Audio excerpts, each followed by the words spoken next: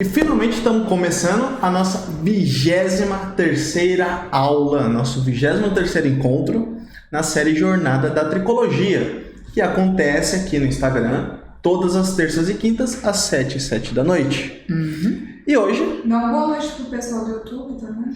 Boa noite, pessoal do YouTube. E, inclusive, né, essa live, no começo ela começou simplesmente só no Instagram.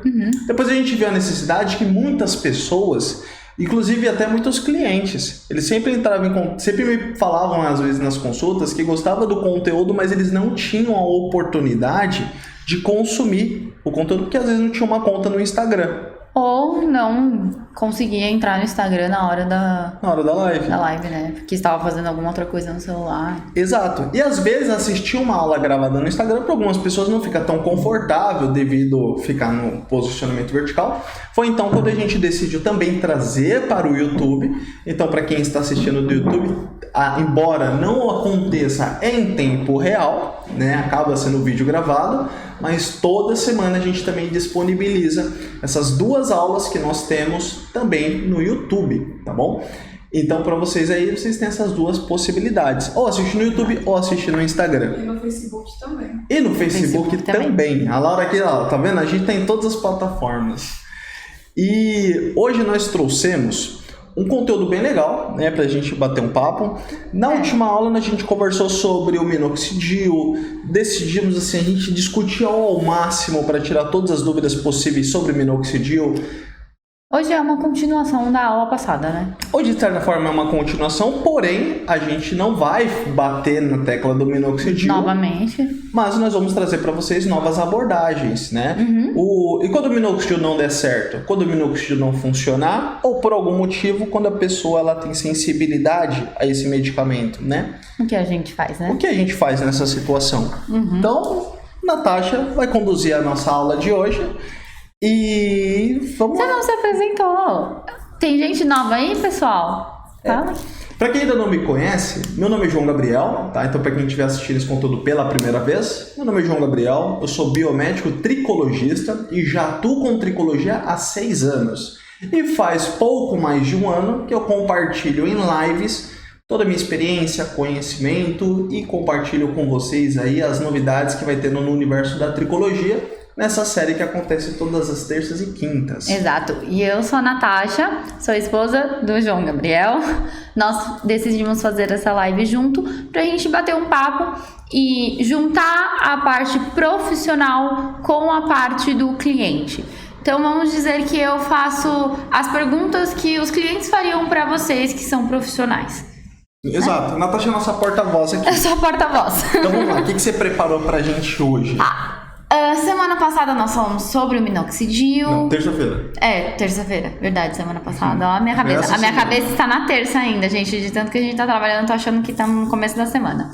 Mas enfim, terça-feira nós comentamos sobre o minoxidil, certo?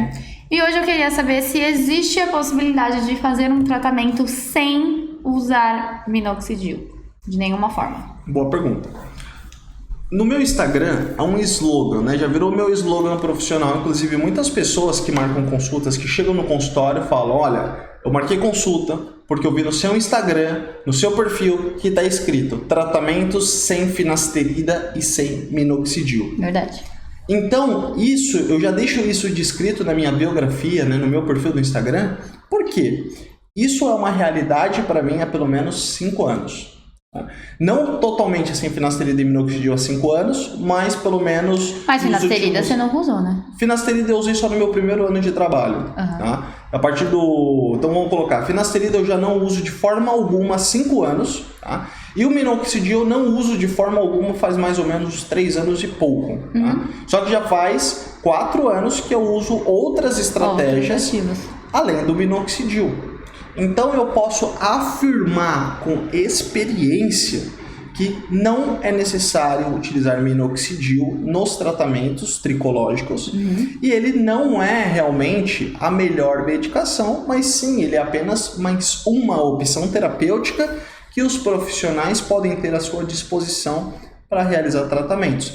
Assim como é uma opção terapêutica que quem tem algum problema capilar pode tentar para tentar resolver tal problema. Mas para quem tem sensibilidade, alergia ou não tem tanto resultado, tanta eficácia com o minoxidil, é totalmente possível conduzir um tratamento muito bom mesmo, sem nada de minoxidil na fórmula. Certo. Inclusive, eu havia comentado, né, sobre, na terça-feira conversado, que o minoxidil, uma característica química dele, para que ele possa ser formulado em loção, é que a solução tem que ser rica em álcool. Só um pouquinho para trás. Aqui. Um pouquinho mais para trás. Isso. Aí tá. Então, um foco aqui. Então, o minoxidil, uma característica dele é que ele tem que ser solubilizado em álcool para poder virar uma fórmula. Certo? Já essas outras fórmulas, elas não têm necessidade, esses outros ativos não têm necessidade de ser solubilizado em álcool. Então, ou seja, quem tem sensibilidade também a álcool, às vezes não tem irritação com minoxidil, mas tem sensibilidade a álcool ou propilenoglicol. Então existem outros ativos que impedem que a gente use o minoxidil ou esses outros componentes da fórmula. Entendi. Durante a sua fala você disse que ele não é o melhor. Então qual seria o melhor ativo? Boa. O melhor ativo, eu vou fazer uma analogia aqui, certo? Quando a gente vai falar, por exemplo, sei lá, fazendo um paralelo, sei lá, vamos falar de vinho. Eu gosto de vinho, você gosta de vinho. Muitas pessoas, eu acredito que se não são apaixonadas por vinho, vamos colocar aí ou cerveja, né, para quem gosta de degustar, mas vamos falar de vinho que é mais de degustação. Quando a gente vai falar de um vinho, qual que é o melhor vinho para acompanhar um almoço ou um jantar? Depende. Depende? Por que a gente vai comer. Por que depende? Por exemplo, a gente tem a oportunidade de fazer aquele cursinho básico. Sim. Eu acho que depende do nosso gosto. A gente toma o que a gente gosta.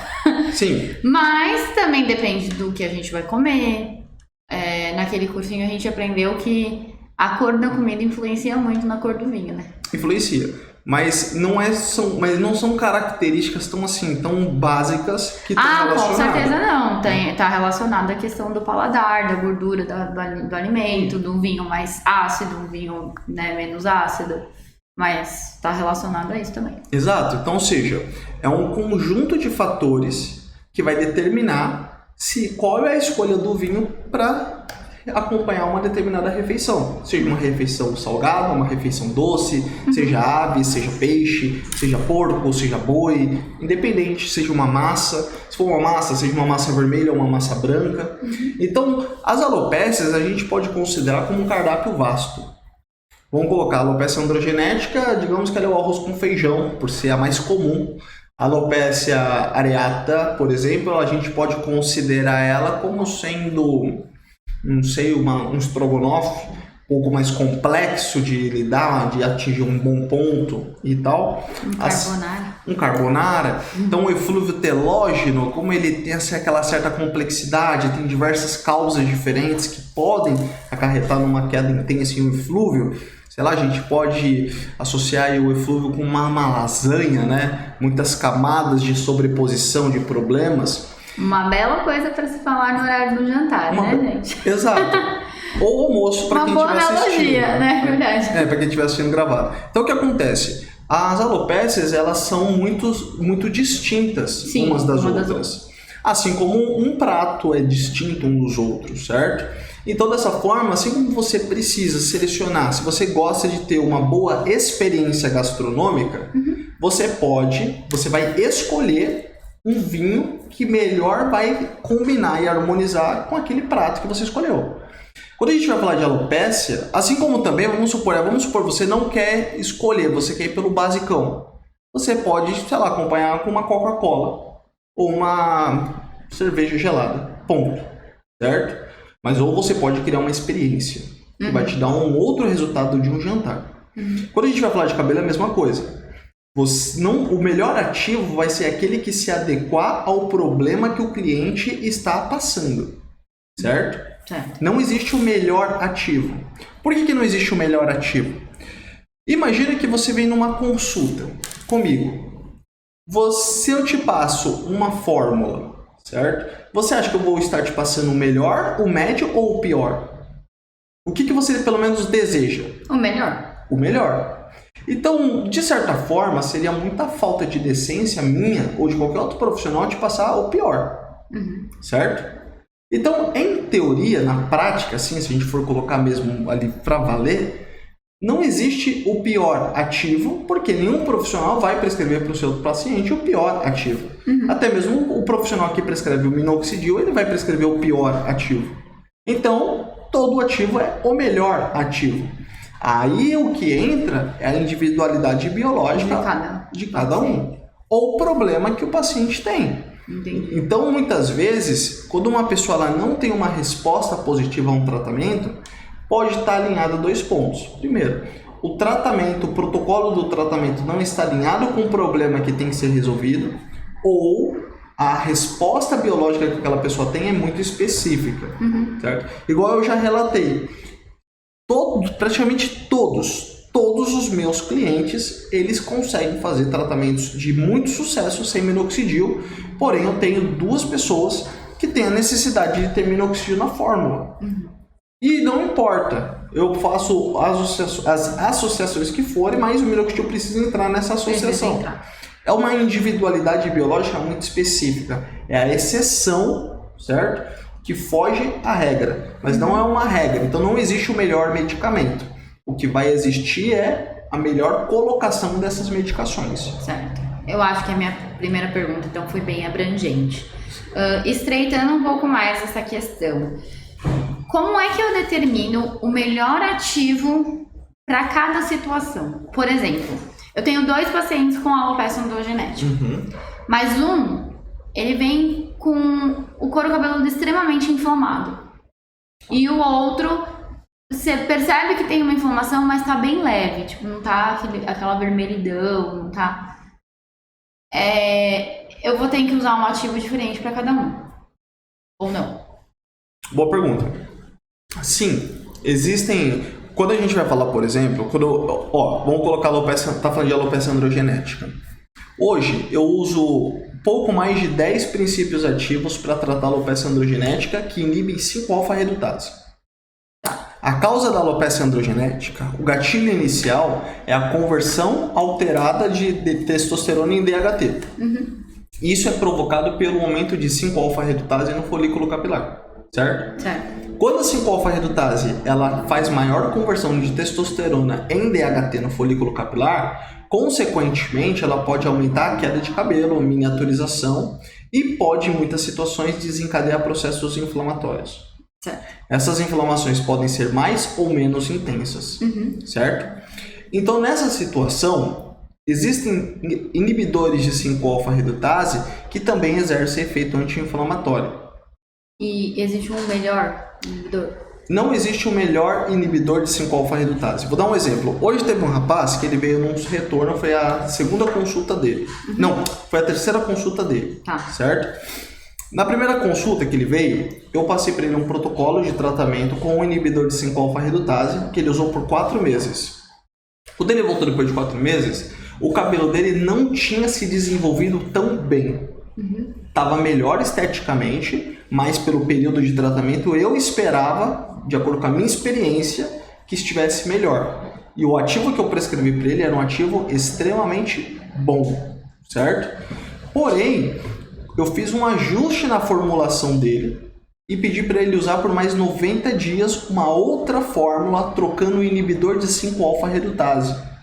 Depois de 90 dias, quando ele retornou para a consulta, o cabelo dele estava extremamente cheio e extremamente denso.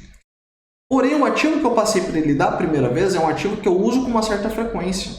Que seria considerado o melhor, entre aspas. Exato. Digamos que... Eu não falo que existe ativo melhor, mas eu posso dizer que eu tenho alguns que são os meus favoritos. E que você usa com frequência. E que eu uso com frequência. Então, os meus favoritos, né? Eu até dito o seguinte, eu tenho mais de 10, mas desses 10 eu tenho meus top 5. Os que eu mais gosto de usar. Entendeu? Que eu uso com frequência esses. Então esses top 5 não são os melhores, mas são os que eu, tenho uma afinidade maior, gosto deles. Eu acho que questão de custo-benefício vale a pena o uso deles. Entra tudo isso. Entra tudo isso.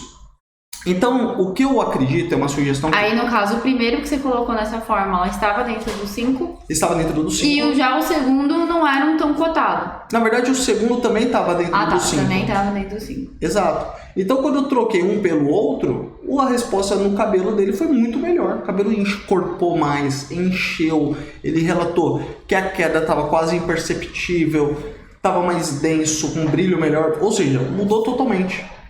Mas... foram ativos que estavam dentro do meu top 5.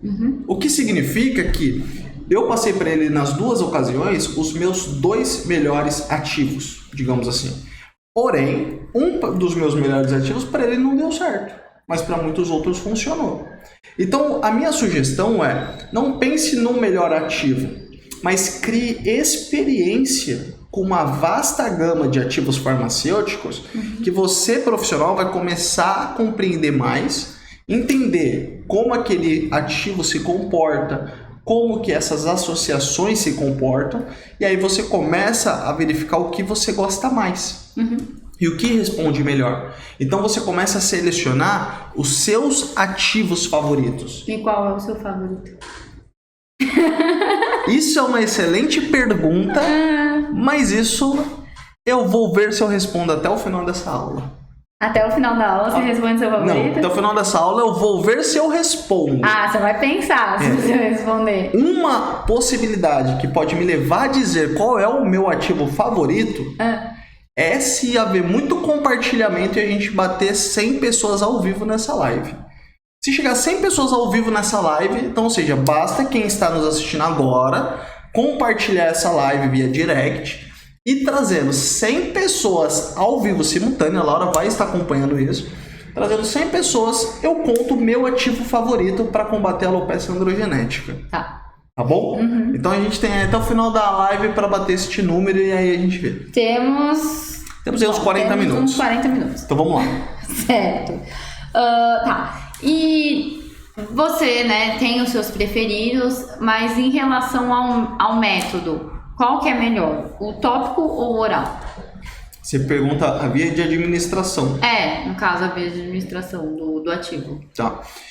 Isso daí vai depender. Por exemplo, quando eu comentei na terça-feira que eu expliquei sobre o minoxidil, ele foi uma medicação que foi desenvolvido para uso oral. Sim, nós conversamos. Isso. E aí ele começou a ser adaptado para uso tópico e na sequência ele foi adaptado novamente para uso injetável. E aí hoje compreende-se que a melhor via de administração para ele é oral. Tá voltando a ser oral. Tá voltando a ser oral porque viram que ele tem uma série de especificidades farmacológicas que impedem que ele tenha sua plena ação se for via tópico ou injetável, sendo o oral a via que mais tem possibilidade de dar resposta positiva, certo? Então o que acontece?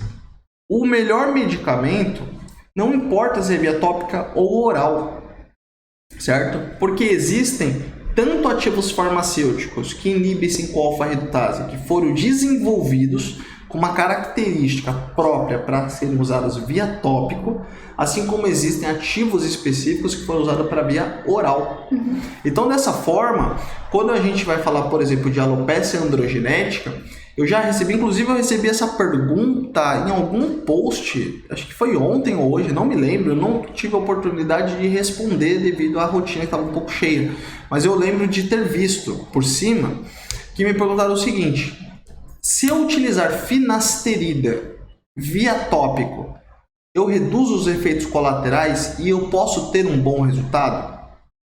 Aí, para dar essa resposta, eu vou te dar uma resposta baseada no que eu estudei e li e uma resposta baseada na minha experiência.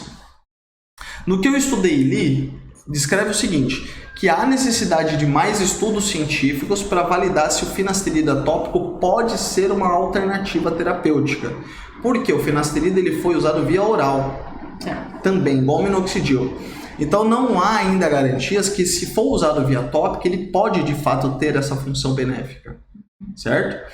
Agora, se eu for falar do meu ponto de vista de experiência, eu vou te falar, não utilize o finasterida porque ele é um remédio que pode causar colateral, se for oral, e via tópico eu não posso te dizer se funciona ou não porque eu não prescrevo finasterida. Então, não posso dizer se funciona ou não, eu não tenho experiência com finasterida, né? Não prescrevo. Então, nesse sentido, é isso. Mas existem medicações fantásticas de uso oral e existem outros fantásticos de uso tópico. Existem medicações que são usadas tanto no tópico quanto no oral, ativos, né? Existe. São usados das duas formas. Tem um ativo que ele foi desenvolvido tanto para oral quanto para tópico. Ele é fantástico para as duas vias de administração. Pode colocar eles juntos na mesma, tipo, no mesmo manipulação, no mesmo protocolo? Pode. Tem algumas situações... Não seria over, assim? Não seria. Os estudos dele até mostram que existem até recomendações de protocolo do próprio desenvolvedor da molécula. Tantos protocolos, alguns de sugestão, mostram que pode ser usado em tópico e oral, né? Em algumas situações eu uso. Eu gosto dele porque, ao mesmo tempo, ele tem uma função de inibir 5-alfa-redutase de uma forma muito eficaz e também ele inibe processo inflamatório no folículo capilar. Eu posso dizer que esse é o meu ativo favorito. Então é esse que você vai contar pra gente no final da live. É esse que, se bater 100 visualizações, sem pessoas ao vivo, eu vou contar. Eu posso dizer que a grande parte dos meus protocolos, pelo menos eu inicio com este ativo. Tem alguma resposta? Porque ele dá uma resposta excelente na maioria dos casos. Aí você inicia em ambos os tópico e oral? Não. Nem sempre você inicia? Não. Aí vai variar. Tem pessoas que eu entro com oral, tem pessoas que eu entro como tópico. Isso depende muito. Por exemplo, falando dessa parte de inflamação, ele tem um excelente efeito de modular o processo inflamatório.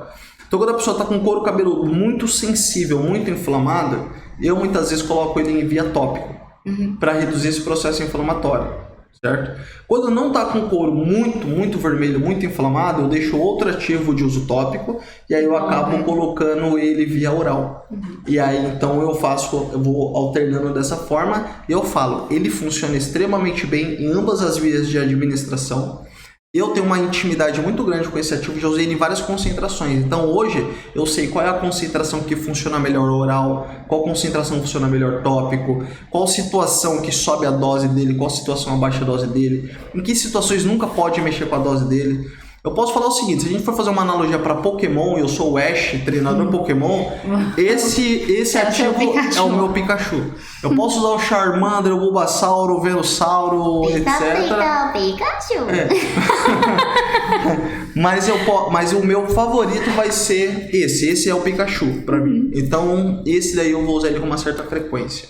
Certo. Eu gosto desse ativo, inclusive, que existem algumas situações de alopécias que são muito inflamatórias e não é androgenética. E às vezes até em situações não androgenéticas ele funciona bem. Ele funciona por conta da inflamação. Então assim, ele é o Pikachu.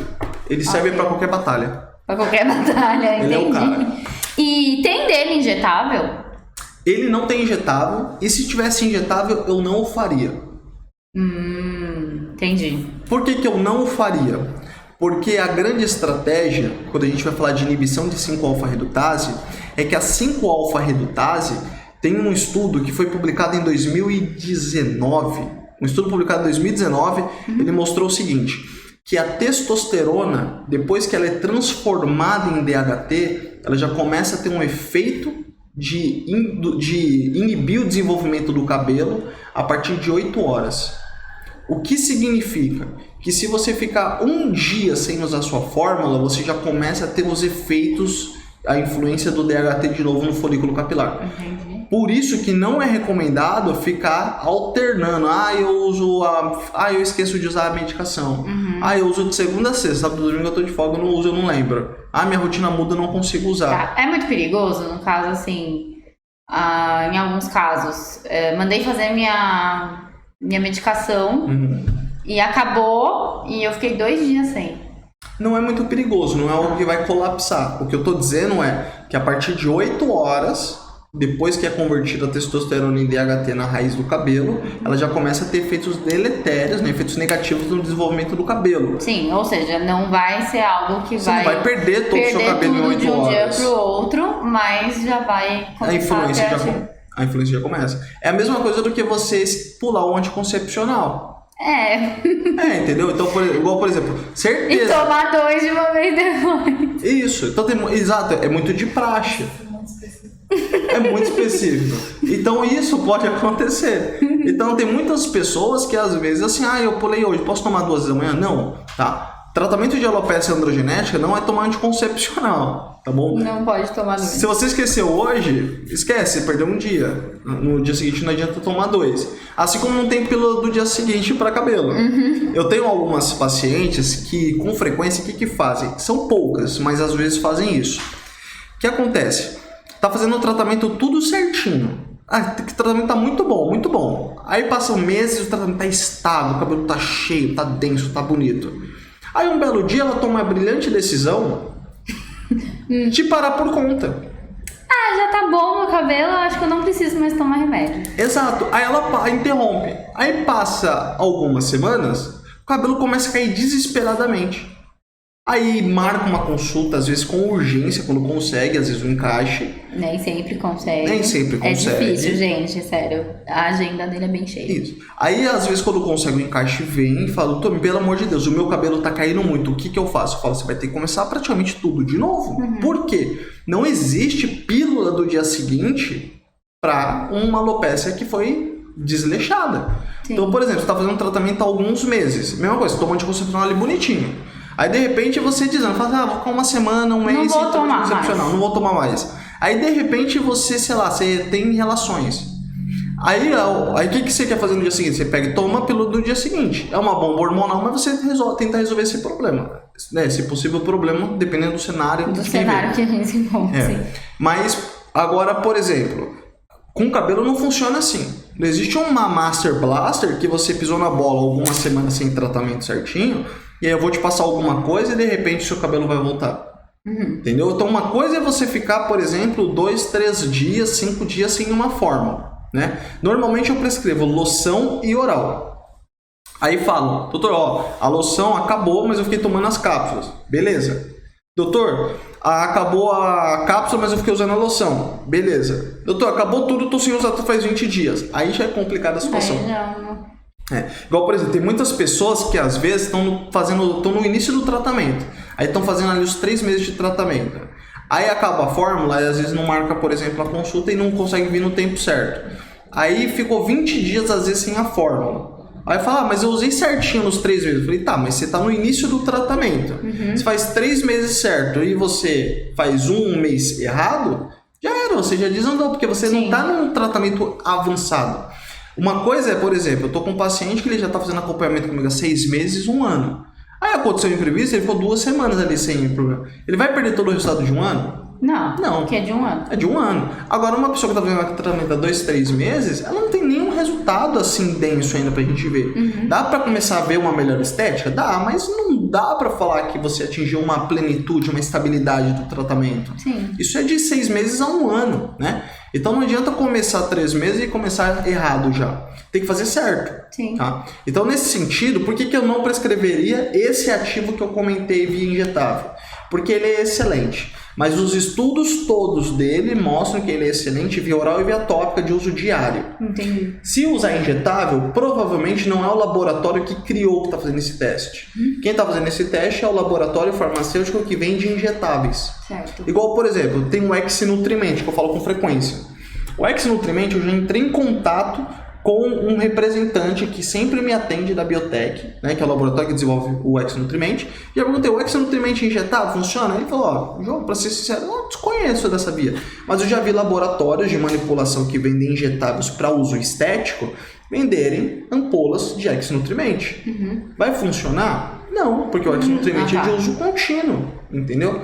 Não tem estudos mostrando o Ex-Nutriment injetável. Entendi. Os estudos que a Biotech desenvolveu, ou que às vezes a gente acha na literatura, são do Ex-Nutriment uso oral contínuo, não uso injetável.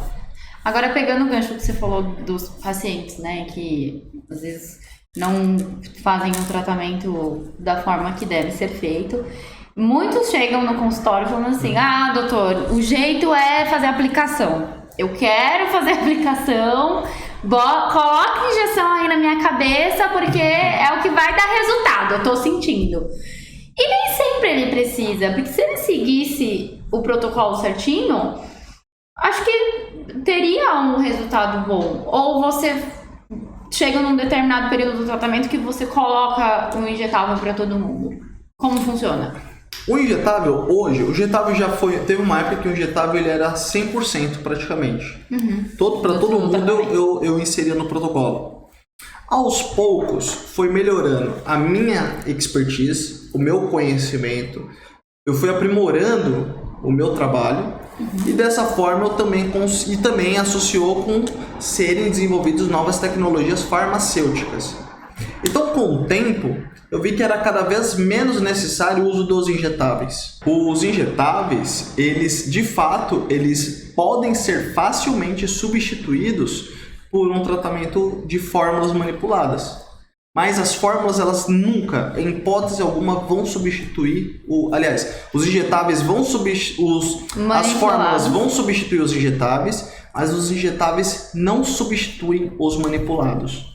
E eu falo isso com experiência de já ter tentado protocolos dessa forma. Ou só feito... Por exemplo, lembra que eu já comentei em alguma das aulas, em algum vídeo eu já falei que no começo eu fazia muito mais procedimentos do que fazia fórmulas, porque eu também não sabia prescrever tão bem.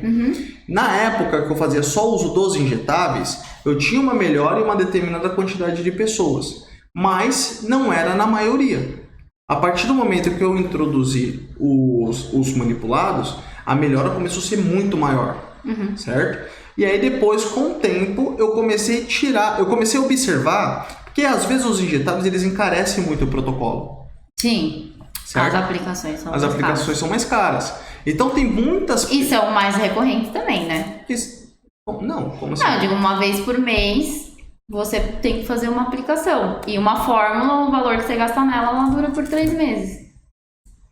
Tem algumas... É relativo, mas o que eu fico pensando, né? No caso, os injetáveis, como eles não substituem o manipulado, além de você pagar o tratamento com o injetável, você também tem que fazer as fórmulas. Exato. Então, né? O custo é maior. Então vamos colocar assim, o custo mês, independente se vai durar 2 meses ou 3 meses. Sim, né? sim. Então, digamos o seguinte, o custo mês vai variar muito, porque o preço de uma sessão vai variar de profissional para profissional. Sim. Assim como, às vezes, o custo de fórmula vai variar do que a fórmula precisa ter. Sim. Às vezes vai ter fórmula que ela vai superar uma sessão de procedimento. Sim. Então, na verdade... O procedimento, ele não é necessariamente mais caro do que a formulação. Isso daí vai depender do que o cliente, na verdade, precisa. Mas ele pode aumentar o custo do mês. Mas sim. Se for necessário. Agora, claro, isso. Mas, por exemplo, vou colocar de outra forma, né? A gente não pode ver em questão de custo propriamente. Por quê? Vamos supor que tem um cliente que, às vezes, do protocolo dele, tem a necessidade, às vezes, sei lá, de usar um shampoo, uma loção e um tônico. Ele vai usar só manipulados. Aí tem um outro que às vezes ele não precisa usar o shampoo. Ele vai usar só o tônico e a loção. Só que às vezes o custo do shampoo saiu quase que o custo de uma sessão. Entendi. Então no final das contas, qual dos dois são mais barato? Que fez manipulados em sessão ou que fez só manipulados? O que fez... Não vai ter diferença. Na verdade não tem diferença, porque o shampoo saiu quase a mesma coisa. Exato. Ou às vezes tem, tipo, por exemplo, Keranat. Keranat é uma matéria-prima, é um princípio ativo muito caro. Às vezes uma fórmula só com Keranat sai o custo de uma sessão no mês. Então é relativo. Então é relativo, né? Então não necessariamente a sessão vai aumentar o preço do tratamento. Então, quando eu procuro conduzir o tratamento, quando eu falo dos injetáveis ou não é nem tanto focado no preço, mas é relacionado ao resultado de fato que pode aumentar no cliente, certo? Então, nesse sentido, tem situações que são importantes de fato os injetáveis, desde que sejam associados princípios ativos certos. Então, sua pergunta ela é muito coerente, porque muitas pessoas têm essa dúvida. Eu tenho clientes que chegam em mim, igual por exemplo, foi que dia? Não lembro se foi quinta ou sexta-feira passada. Teve uma moça que ela falou para mim, ela falou, doutor, eu tenho a necessidade de fazer a aplicação, porque eu já fiz um número de 10 ou 12 sessões em uma outra clínica de tricologia e eu não senti muita diferença, não senti muita melhora. Então eu gostaria de saber se vai ser necessário. Aí eu conversei com ela, o que foi injetado na ocasião? Aí ela pegou e falou assim, eu sei que tinha minoxidil, mas eu não sei os outros componentes. Então nesse contexto, vamos supor que eu fizesse a mesma aplicação de minoxidil. Nesse caso, seria um custo desnecessário. Sim. Porque não seria tão específico. Agora, por exemplo, no caso dela, eu iniciei o tratamento sem fazer a aplicação, para ver qual a resposta que o organismo dela dava, entendeu? Mas, né, mas o que tem que estar bem alinhado? O que tem que estar bem alinhado são os componentes da fórmula. Então, levando em consideração como fazer uma boa escolha de princípio ativo de acordo com o problema que a pessoa tem. Que é a pergunta que eu fiz lá no começo. Exato. Então, para responder essa pergunta, temos que compreender muito bem qual que é o cenário de cada tipo de alopécia. Então, a alopécia androgenética, eu descrevo muito bem na aula 1 ou 2, ou 3, se eu não me engano, mas é nas primeiras aulas da jornada da tricologia, eu explico muito bem que ela é uma disfunção inflamatória, pode ter uma disfunção vascular, microcirculação sanguínea fica comprometida, e ela também vai ter algum comprometimento em questão de metabolismo. O folículo passa a ter um desenvolvimento menos hábil, né? Um desenvolvimento um pouco mais fraco. Então, nesse sentido, a gente tem que selecionar princípios ativos que combatam cada um desses problemas. Então, se você usa, por exemplo, só um inibidor de 5-alfa-redutase, vai resolver os outros problemas? Não. Assim como se você usar um inibidor, por exemplo, sei lá, um estimulador vascular, um vasodilatador, ele também não vai inibir 5-alfa-redutase. Então, uma fórmula bem feita, ela tem que compreender os ativos que vão resolver o problema que você analisou. Geral. Por isso que para poder escolher ativos, ou digamos, o melhor ativo para aquela situação, a gente tem que entender muito bem, fazer uma boa avaliação. Então, tem muitos profissionais que não se preocupam numa boa avaliação, querem focar somente no tratamento, certo? Você tocou nesse assunto de avaliação. Eu recebo muitas perguntas sobre consulta online. É por isso que a consulta online ela não é a melhor estratégia, o melhor jeito de avaliar isso? Na minha opinião, para minha prática profissional, isso, tá? Tem profissionais, eu não sei qual abordagem eles fazem, mas tem profissional que faz consultas online de tricologia. Eu não consigo.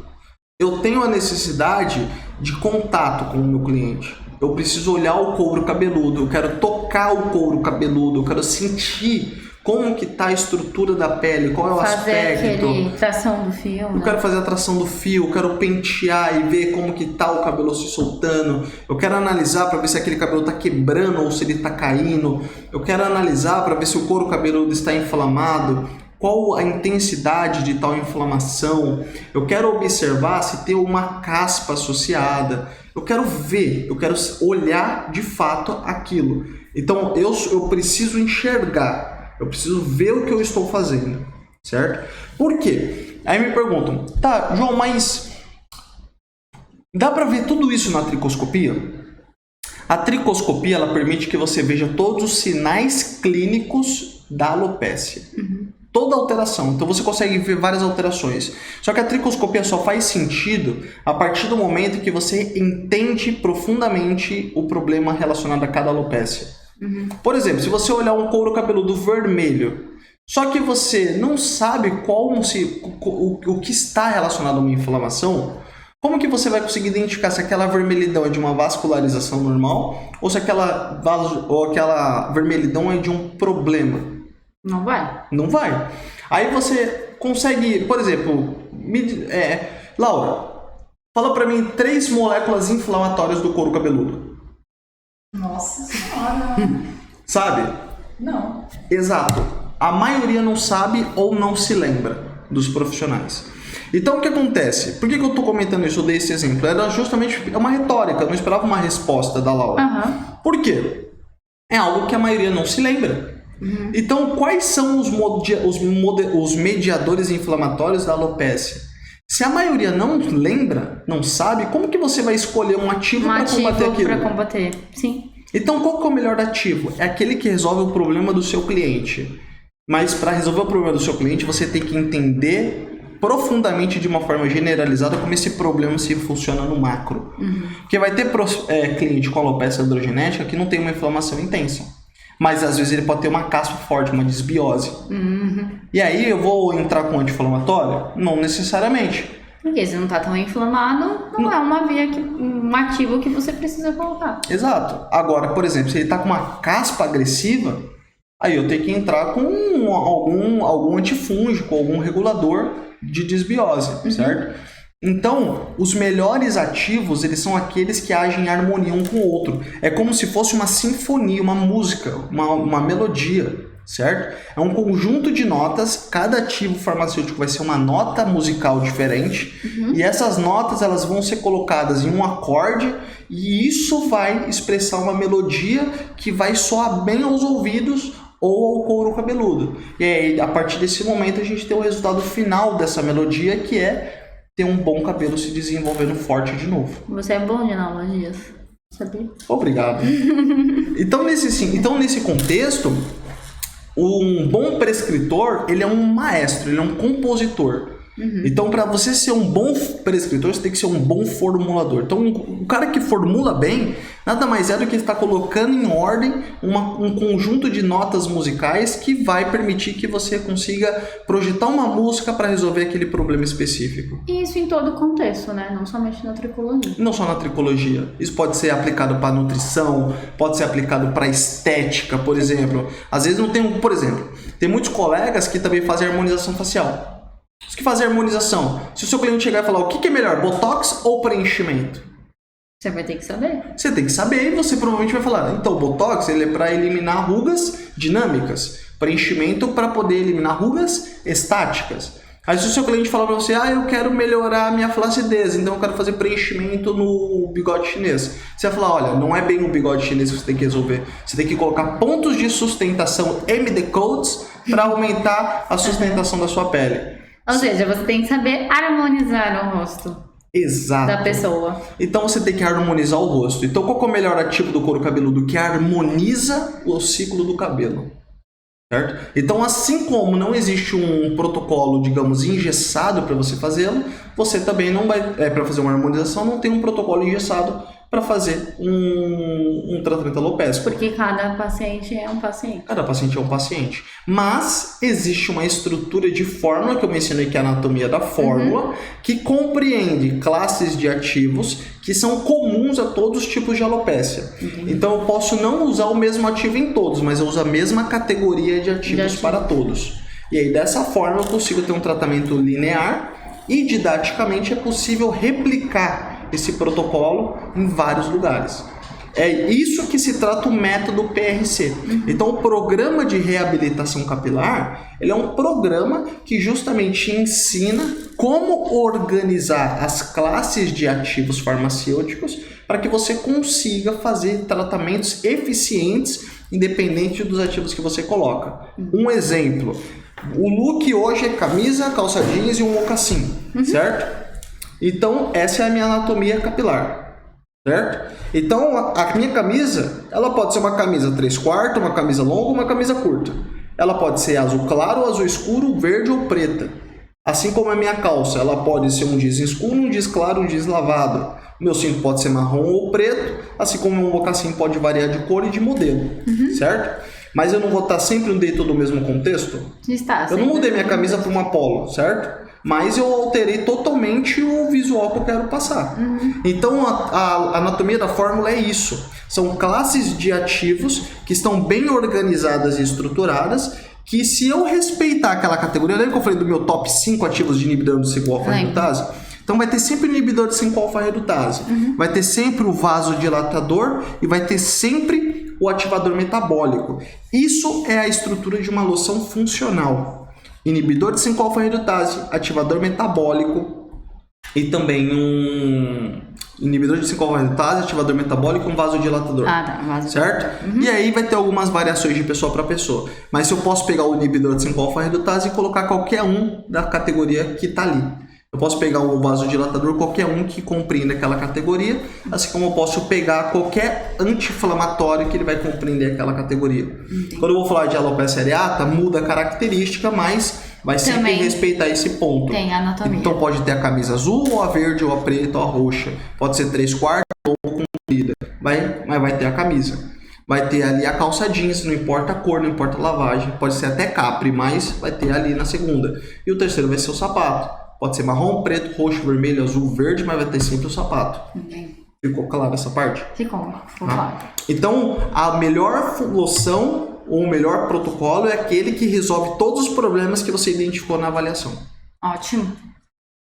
Muito bom. Muito boa explicação, né, gente? Ficou claro, Laura? Ficou claro, Laura? Pessoal... Só que agora eu tenho uma última pergunta. Okay. Porque você explicou tudo isso pra gente. Só que e se... Por exemplo, eu tô lá no meu consultório. E aí o meu cliente chega e fala assim: olha, doutora, não quero usar essa loção. Eu passo, meu cabelo fica duro, ele fica ceboso, tenho que ficar lavando o cabelo todo dia, eu não gosto de lavar o cabelo todo dia, então eu não vou mais usar a loção. O que eu faço? Nessa situação, aí entra um ponto. Primeiro, eu acho muito importante a gente levar em consideração, de fato, o que facilita o tratamento para o nosso cliente. Às vezes o cliente ele pode não conseguir fazer todas as fórmulas. Também. Pelo custo. De fato, o tratamento ele também tem que ser, de certa forma, democrático. Claro que a gente vai ter um limite disso. Né? Não significa também que eu vou conseguir fazer um protocolo de R$100. Isso a pessoa também tem que ter ciência que tratamentos capilares eles têm um custo de médio para alto. Né? Não são tão baixos os custos dele. Né? Sim. Mas nesse sentido, tem como nós fazermos tratamentos um pouco mais minimalistas e mesmo assim bastante eficientes. Eu tenho clientes de todo o poder aquisitivo. Eu tenho clientes, se eu passar fórmula de 2, 3 pau por mês, ele faz. Assim como eu tenho alguns que eu tenho que segurar ali na caneta, na hora de prescrever, e dar uma limitada no que eu vou colocar. E ambos têm resultados, certo? Porém, alguns eu tenho um pouco mais de liberdade, às vezes até de cuidar um pouco da saúde integrativa dele. Porque eu não cuido só do cabelo, eu cuido da qualidade de vida do meu cliente. Não tem esses monte de manipulado que eu compartilho com o pessoal no Instagram? Sim, que eu e ele tomamos. Que a gente toma, que a Laura toma, que passa pra todo mundo. Porque esses... E eu não gosto de tomar comprimido, mas toma. Tem que tomar. Exato. Então, nesse contexto, a gente tem que pensar o seguinte, no objetivo.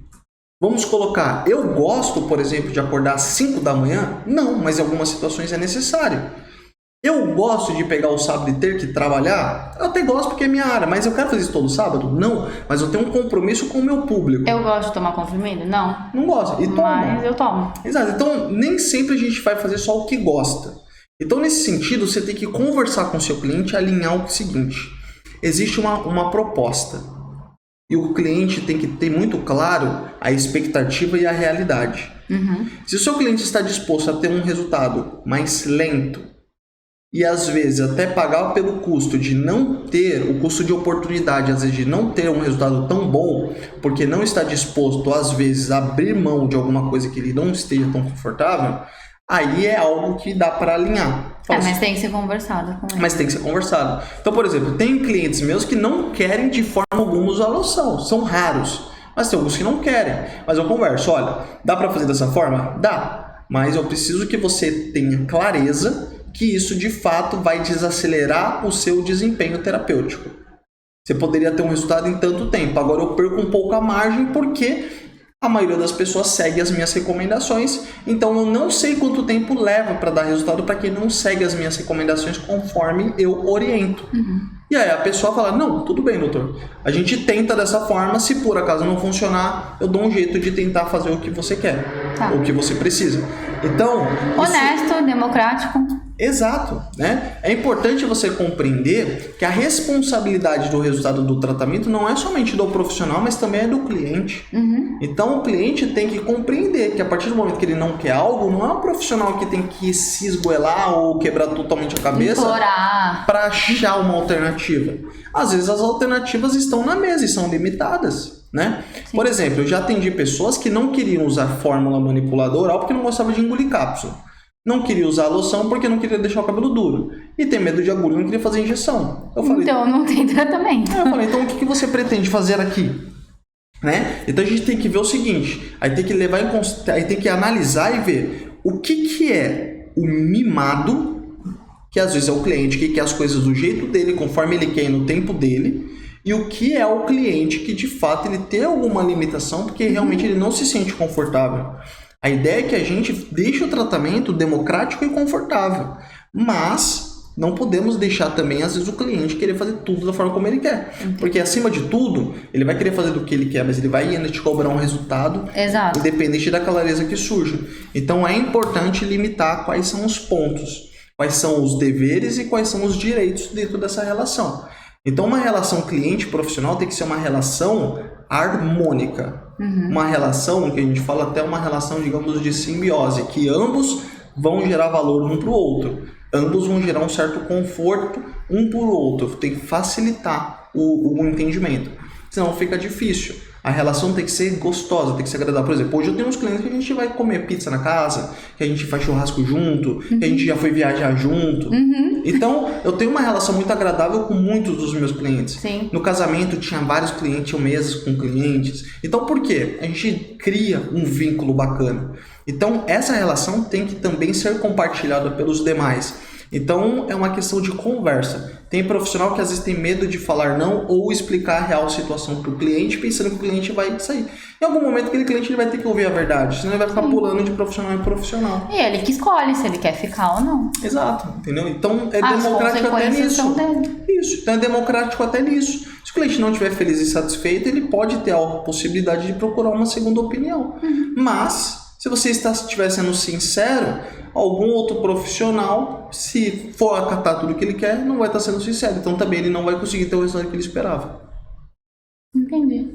Legal? Muito boa a sua explicação, Júlio. Obrigado.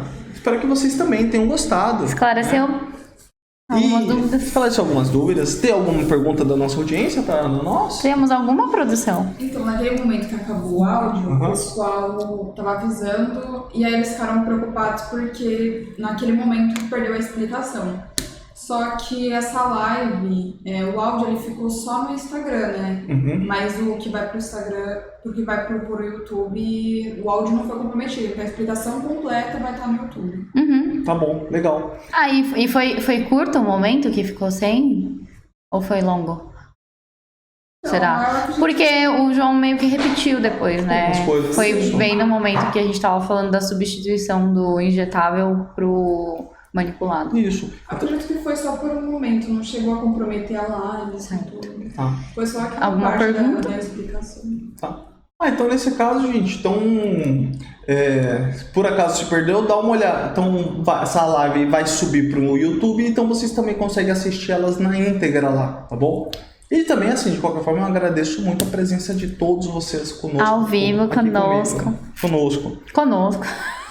A Angela Alves, 6417, perguntou: eu gostaria de saber se astaxantina... Astaxantina. Isso. Ajuda na queda de cabelo. Não. A astaxantina ela vai ser um nutracêutico, tá? Então ela vai ter uma função de melhorar algumas funções biológicas e tal, mas assim, é dentro de um contexto que todo tratamento tem que estar alinhado. Digamos o seguinte, ela não entra dentro da anatomia da fórmula, mas ela pode ser um plus. Ela pode até complementar, mas ela não foi desenvolvida especificamente para problemas capilares. A Cris Pontumaso perguntou: o que você acha do uso da alta frequência? Eu, particularmente, acho uma perda de tempo, tá? Por quê? Primeiro que a alta frequência, ela não tem um papel muito específico dentro de um tratamento capilar.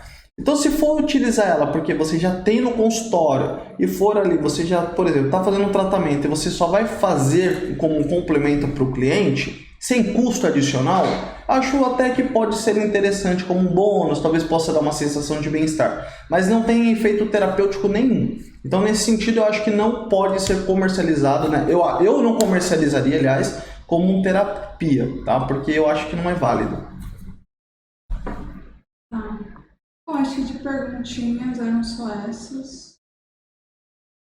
Ok. Essa? Lucena, qual o shampoo ideal para esses pacientes usarem diariamente?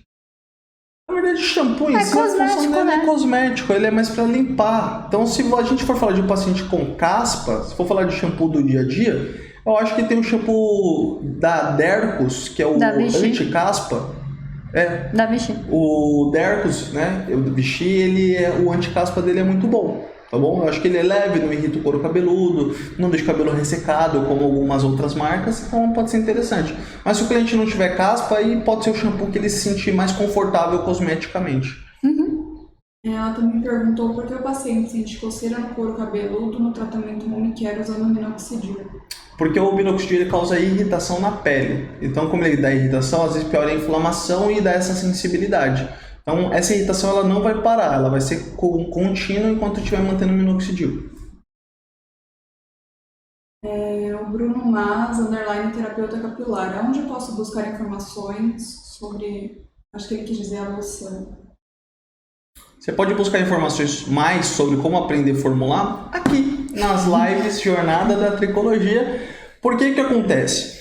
Você não vai encontrar um artigo científico te ensinando a formular. Você não vai encontrar, inclusive não tem nem cursos bons por aí ensinando a formular. Tem o meu curso, tá? Mas como eu não tenho previsão de inscrições abertas, então nem cabe ficar falando dele. Então assim, se você quiser uma fonte de informação com uma validação científica e que também eu compartilho minha experiência e é uma fonte totalmente gratuita que dá para você aprender muito, eu aconselho você a assistir os outros vídeos que já estão salvos. Todos os outros vídeos são aulas muito bem explicadas, tem vários posts que eu ensino sobre princípios ativos, e aí dessa forma você começa a compreender um pouco mais sobre a arte da formulação, tá bom? Mas dando um breve spoiler, no próximo mês, dia 6, 7 e 8 de abril, vai ter um evento chamado A Jornada do Tricologista. Na Jornada do Tricologista, eu vou compartilhar com vocês o passo a passo da minha jornada, do início da carreira até hoje me tornar um expert. Mas não vai ser somente eu contar a minha história, mas eu vou ensinar para vocês um passo a passo de como você pode ser um excelente formulador e um expert na arte de tricologia. Como você pode ser um excelente tricologista. Então grava na agenda, em breve as inscrições estarão liberadas, tá bom? Eu tenho uma pré-lista de inscrição que também está na página, na minha bio, tem um link. Então é uma forma de você aprender mais. Serão 3 aulas totalmente gratuitas que você vai ter a oportunidade de compreender mais sobre isso e saber como se aprimorar nessa área, tá bom? O Glauber Vascondoso perguntou: o sal palmito em loção tópica tem alguma eficácia? O artigo científico que fala sobre sal palmito em loção tópica tem um resultado muito ineficiente. Então eu não recomendaria, tá? Sal palmito, se for usar oral, ele é mais eficiente. L. Rocha 2020. Me indique um shampoo de queda. Não existe. Não existe shampoo de queda. Não existe shampoo de queda, é mito. Acho de perguntinhas eram essas. Beleza. Ok. Pessoal, então gratidão pela companhia de vocês, por terem ficado aí conosco até agora. E a gente se vê na próxima aula da Jornada da Tricologia. Na próxima terça-feira. Exato. Às 19h07. Se você começou a assistir agora, aproveita, assista os outros vídeos que estão salvos e também aproveita e curte essa live que ela vai ficar salva para vocês. Deixa um comentário o que você aprendeu, o que gostou, marca alguém e dessa forma você tanto me ajuda a divulgar esse trabalho que eu estou desenvolvendo aqui na internet, que vai me ajudar muito, quanto você também ajuda outras pessoas a aprenderem mais sobre tricologia, tá bom? Comenta lá também se você está gostando aqui da minha participação, se está trazendo um pouco mais de simpatia também, clareza, beleza, porque eu sou a mais bonita do casal, todo mundo sabe. Exato. Tá bom? Tá bom, gente? Então, obrigada por nos acompanhar. Uma boa noite. Boa noite.